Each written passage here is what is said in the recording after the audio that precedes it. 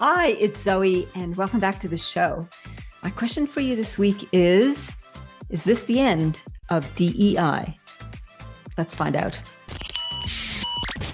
On Planet Human, more news about brain-computer interfaces. Now, you know that I'm a little obsessed with this topic. I've written about it. I've included BCIs in my Gaia series in my novels.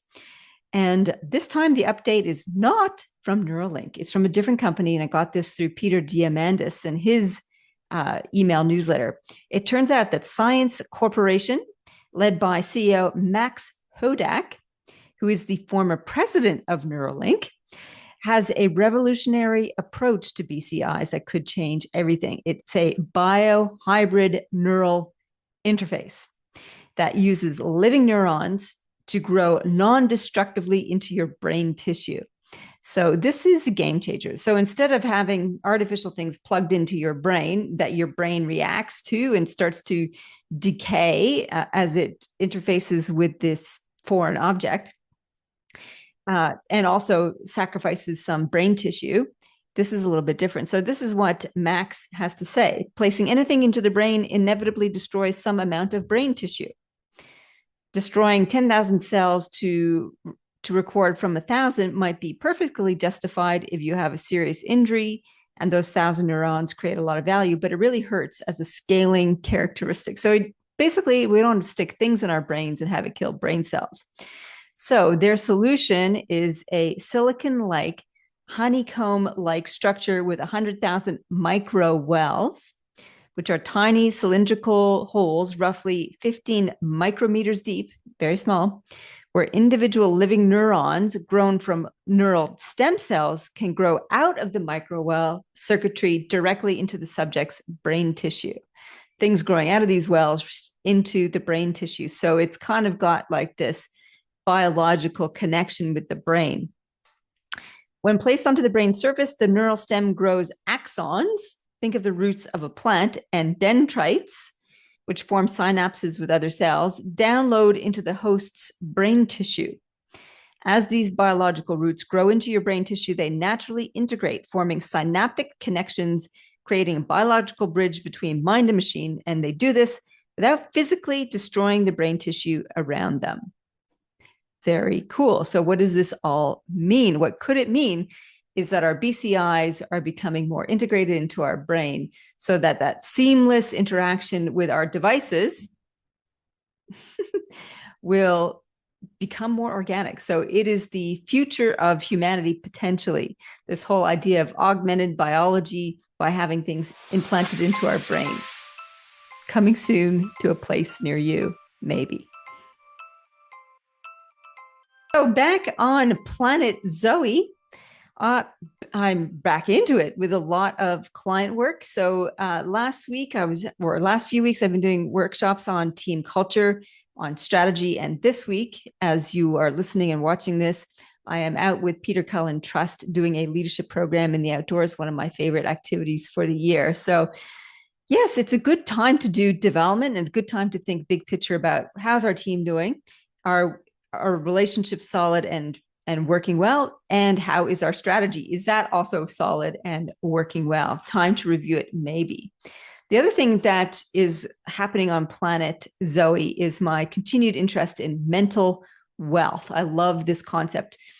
The idea that goes beyond mental health, which is kind of like the basics of making sure that we have a positive outlook, that we have strong resilience, and going to the idea of like, how can we capitalize on the effectiveness of our brain, apart from using BCIs, that is.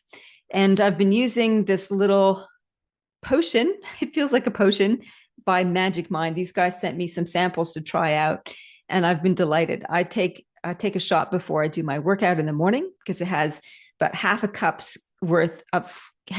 of coffee's worth of caffeine in it, and my body doesn't metabolize caffeine well, except when I'm exercising. So a little dose before exercise gives me a supercharged workout and then carries on after the workout into clear mental focus, something I need a lot of as I'm putting together the work on all of my books, including Power Games, by the way, which if you go to the show notes, you'll be able to get to a link where you can get advance notice of the Kickstarter campaign.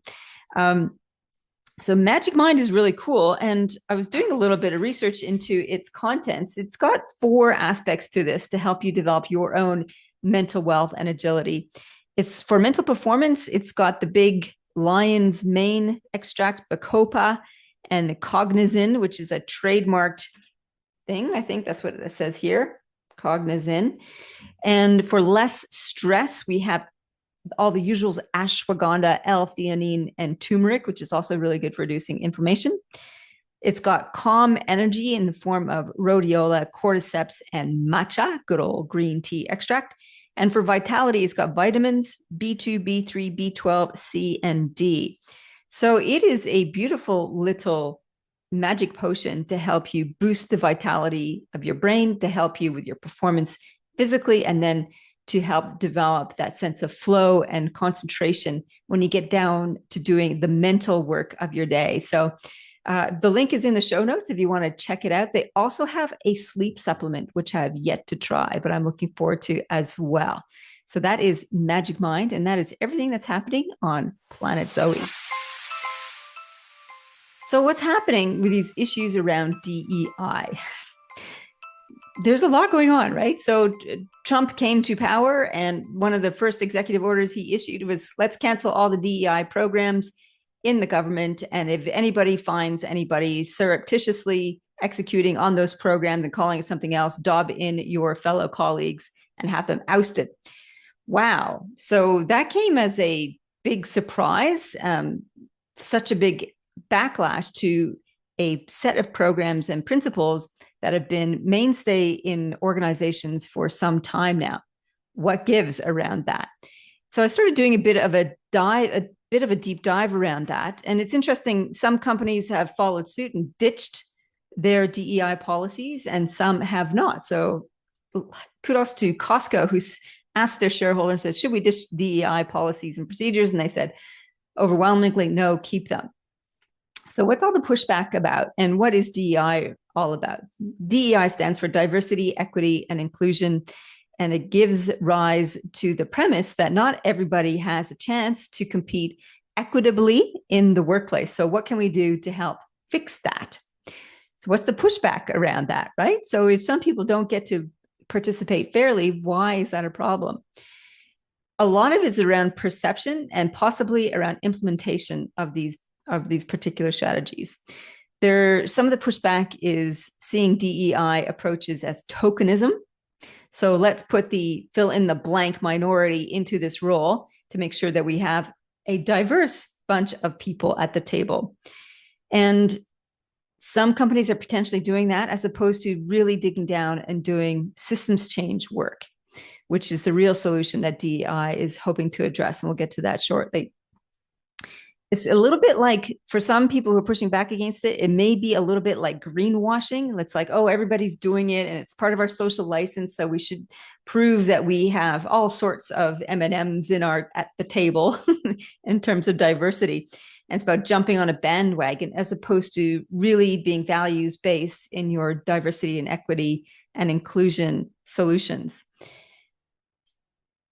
Some people feel like they have been passed over because of these particular processes, usually those who are white or male or both. Because why? Those people who are white and male have traditionally, or for a long standing, have a lot of power. It's part of our cultural biases that we see white men as more professional, more intelligent, more able.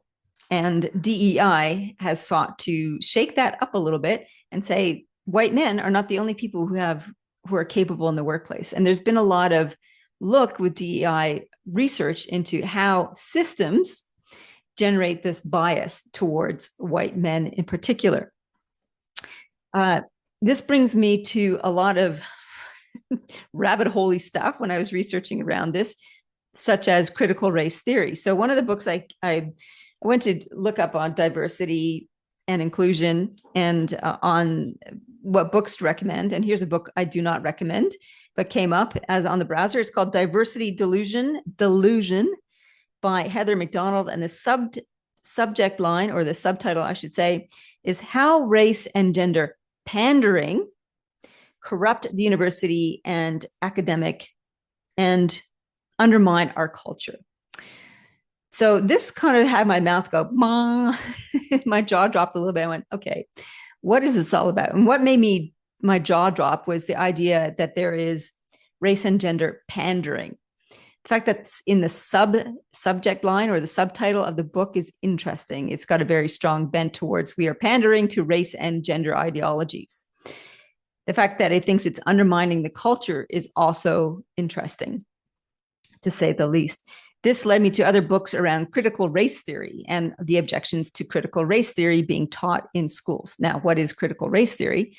Critical race theory is the idea that racism, sexism is all embedded into our broader systems to create an inequitable system that keeps some people down and elevates others, i.e. elevates white people and men in particular, and keeps everybody else out of the picture.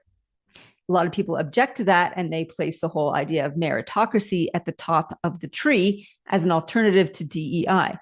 What is meritocracy? Only that the best person suited to the job should get the job.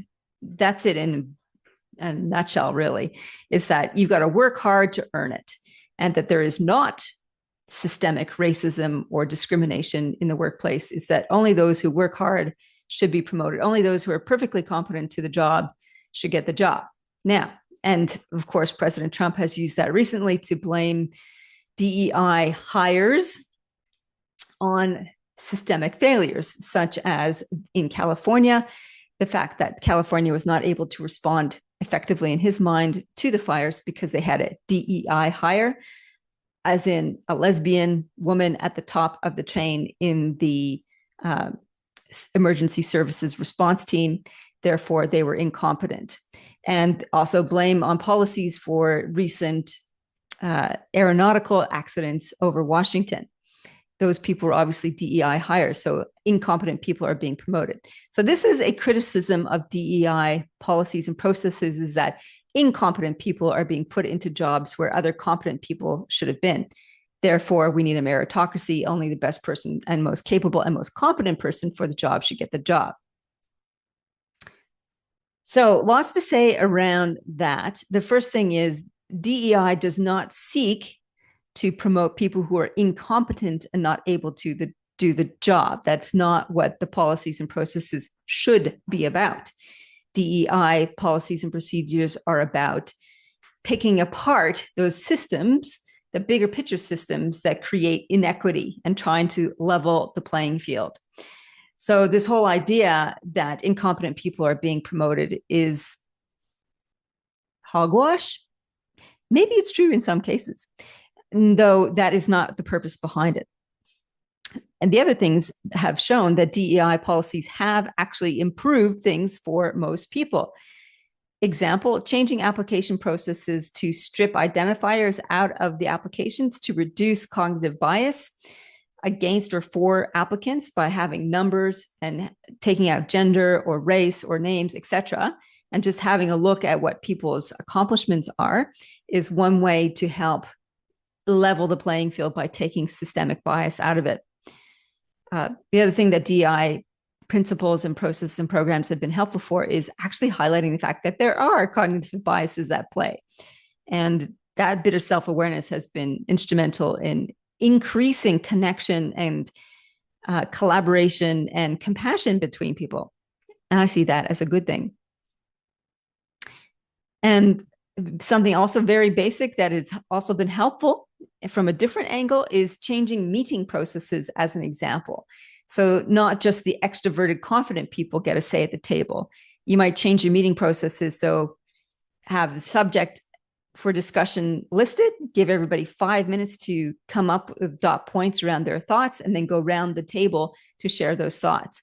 So changing how we run meetings is a way of making sure we get access to all the perspectives around the table. So not just the loudest and the brashest get heard, which is often the case in different meetings. So those are some examples of things that have changed for the better in terms of getting more perspectives on the table. And as you know, perspective is power. More brains equals more magic. So it makes sense to have DEI policies and processes in place because we can have more magic with more brains. So meritocracy failings. Here's an example of where meritocracy doesn't really fit the bill. When I was in the US, I went to one of my niece's swim meets. And as we were driving to the swim meet, we were going to a different area of town, which was less affluent. You could tell by the housing that it was, smaller houses, smaller yards, as opposed to the big sprawling places where my niece actually lives. And they were talking about the school that they were going to compete at, which was hosting the meet. And they said, oh, they're just not a very competitive school. So this will be good practice for us. I'm like, okay, what makes them non-competitive? So as we walked in there, it became really evident that the lack of competitiveness was lack of resources.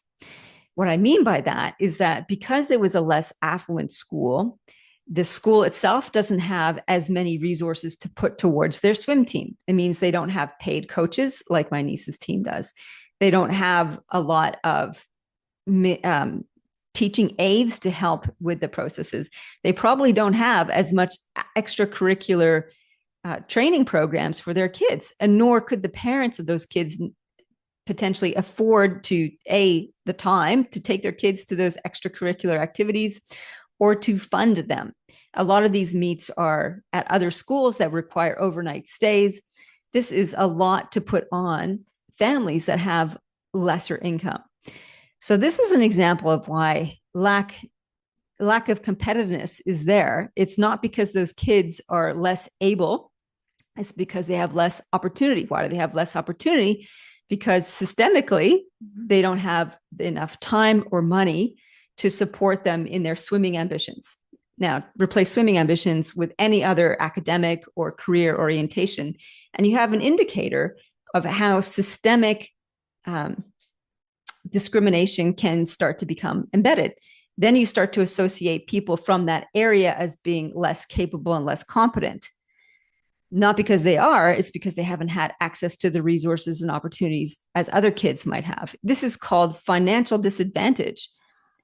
DEI programs, and this is where the criticism comes in, if some DEI programs have taken one of those kids and given them a scholarship to go to greater swim training school, that's seen as a DEI initiative. Is it really though? Because what are you doing? You're taking this kid out of a whole ecosystem where they don't have enough financial, familial, or time-based support and just saying, here, we're going to pay for your lessons, off you go. They're still disadvantaged because they don't have that whole community effort, family effort behind them the way that their peers might do. So it does seem like a hand out as opposed to a hand up. How do we approach this? It's massive systems change, isn't it? It's not just about giving a token to one kid to have a go so that you have a diverse set of people from different backgrounds on your swim team. It's about making sure that we increase the income, the well-being, the resources to a common platform so that people can get the basics and be sustainably living well. And then you might have a chance at putting meritocracy if there's a level playing field from that particular thing. I mean, the kids from this other region were probably also didn't have access to the same quality of food as the people from my niece's team. Right. So that's how DEI gets a bad rap and how the solution is systemic and not patchwork. I think another element of how meritocracy is got a misjudgment embedded into it is this myth of the self-made man and the hard worker myth. What I mean by that is there's this belief that a prevailing belief in the meritocracy camp that if you just work hard enough, you'll get ahead and make your own way. And it's kind of embedded in the whole self-made man ethos in America in particular, that rugged individualism. If you give it a red hot go, then you'll be successful. You can achieve anything you put your mind to, all that kind of collection of beliefs. One of the things that happened in New York is I went to see the show The Outsiders that my sister bought us tickets to. which was a movie and a book that came out when I was a kid in the 80s, I think. And it's a heart-wrenching story of a kid from the wrong side of the tracks trying to find acceptance in a place in his place in a world which is run by what they call the socias. And the socias are the socialites, i.e., the rich kids. And in this particular performance, the outsiders are white kids from the other side of the track. So this is about rich and poor kind of disparity. He and his brothers are orphaned, their parents having been killed in a car accident, and his eldest brother is left to leave school, give up his own personal ambitions as a professional football player, and to provide for his two younger brothers. And it's hard because he doesn't have an education, so he's in low-paying jobs, he can barely make ends meet, and he's doing it all just to put food on the table to get his brothers through school. And it just feels like a dead-end track. His football ambitions were a ticket out of that, a ticket to be able to earn more, to increase his status. So I found that really depressing. I found the whole social dynamic versus the greasers, as they're called, the kids from the wrong side of the tracks. So this young man, he works super, super hard, but he just will never be able to get ahead. He works super long hours just to pay the bills.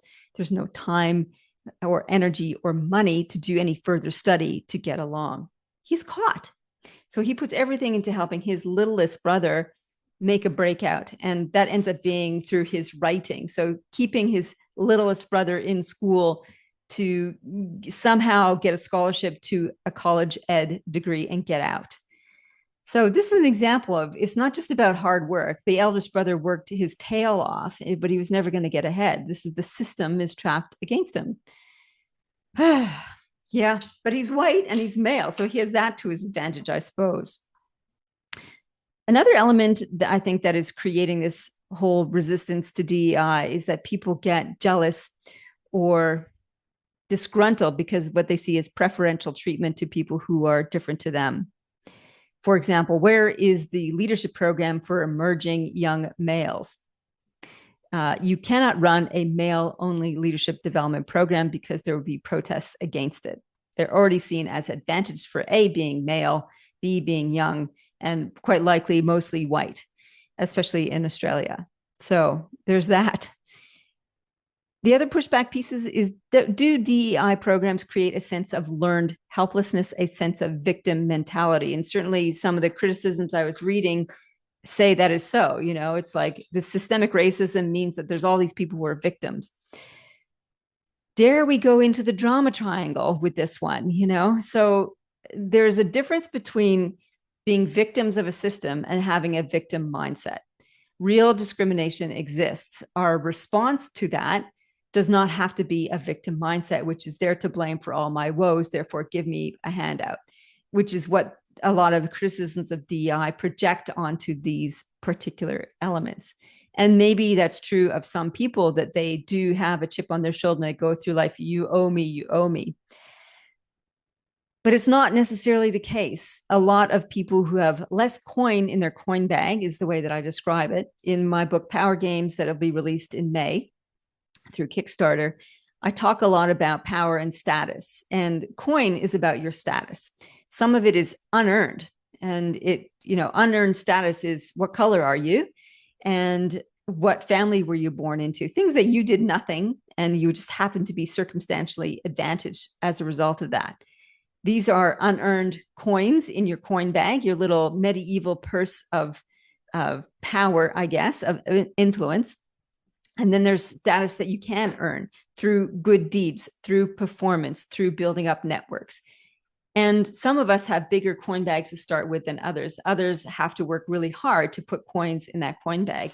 DEI programs are about helping to put more coins in the coin bags of those who started off with fewer coins. Okay, so where are we going with all this? Is DEI, is it doomed?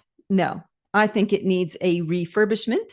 It needs to acknowledge the concerns of those who feel like they're being left out and left behind as a result of DEI campaigns. We need to make sure that any DEI programs and services are doing systemic approaches to solutions, are not doing race and gender pandering. Oh my God, that just made me so mad reading that. Meaning we're not defaulting to, oh my God, because they're an intersectional woman, meaning they've got a whole bunch of differences to the norm that creates these intersectionalities and therefore disadvantage that we need to treat them with kid gloves. We want to avoid that sort of thing. And we want to create more robust conversations about disadvantage, advantage, and level the playing field. And that takes us to read to lead. My recommendation to help you make sense of DEI and some of the excesses of it and the criticisms of it, as well as the potential of it, is this book, What's Our Problem by Tim Urban. It is Tim Urban of the Wait But Why blog fame. I actually love this book. I've recommended it a number of times over the last couple of years. The subtitle is A Self-Help Book for Societies. And in it, he does a very balanced critique of some of the excesses of this mean green meme, if you like. Now, I've talked about mean green memes for a while.